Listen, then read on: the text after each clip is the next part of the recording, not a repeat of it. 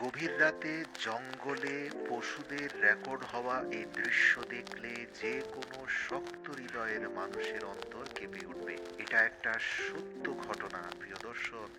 আপনি চাইলে একটু মন মানসিকতা পরিবর্তন করলে পৃথিবীটাকে পাল্টে দিতে পারি। একবার দেখুন এই ব্যক্তিকে। তিনি বিশুদ্ধ খাওয়ার পানি 4টি 5 লিটারের বোতলের ভিতরে ঢুকিয়ে তিনি বিশাল জঙ্গলের রাস্তা পার হয়ে একটা পাহাড়ি সমতল ভূমিতে উপস্থিত হলেন, যেখানে চারপাশে সব পাথর এবং শুকনো, কোনো পানি পান করার স্থান নেই। তো তিনি মাটির মধ্যে কিছুটা গর্ত করে সেখানে তার প্লাস্টিকের পলিথিনটা বিছিয়ে দিলেন। তারপর সেই পলিথিনের উপরে আগে থেকে সরিয়ে ফেলা সবগুলো পাথর দিয়ে সেই পলিথিনটাকে ঢেকে ফেলেন। এবার তিনি কন্টেইনারে করে আনা 5 লিটার করে পানি যা এনেছেন, তিনি পুরো পানিটা তিনি তার তৈরি করা সেই ছোট্ট কূপের মধ্যে ঢেলে দিলেন। মজার ব্যাপার, এই পানিটা কোথাও সরে গেল না, কারণ পাথরের নিচে প্লাস্টিক রয়েছে, যার কারণে মাটির নিচে পানি চলে গেল না। ছোট্ট একটা পানির কূপ হয়ে গেল এই পাহাড়ি জঙ্গলের সমতল ভূমিতে। এরপর বিকেলে চলে যাওয়ার পূর্বেই তিনি কূপের দিকে মুখ করে তার ক্যামেরাটাকে অন করে চলে গেলেন। আমরা দেখতে পেলাম বিকেলবেলা এক জোড়া কালো পাখি এসে পেট ভরে পানি পান করল। এরপরে 4টা টিয়া পাখি আসলো, খুবই কিউট দেখতে, খুবই পিপাসার্ত অবস্থায় ছিল। এরা এসে একটু একটু করে পানি পান করলো এবং নিজেদের পিপাসা মেটালো। তারপরে বিচিত্র আরেকটি পাখি আসলো, সে এসে কিছুক্ষণ পানির পাশে বসে একটু একটু করে পানি পান করলো।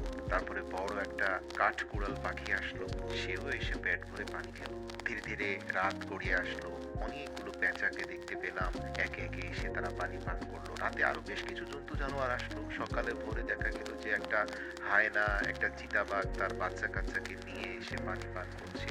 এছাড়াও আরো অসংখ্য ছোট বড় ময়না, টিয়া, শালিক পাখি তারা এসে অনেকে গোসল করা শুরু করে দিল, আবার কেউ কেউ পেট ভরে পানি খেলো।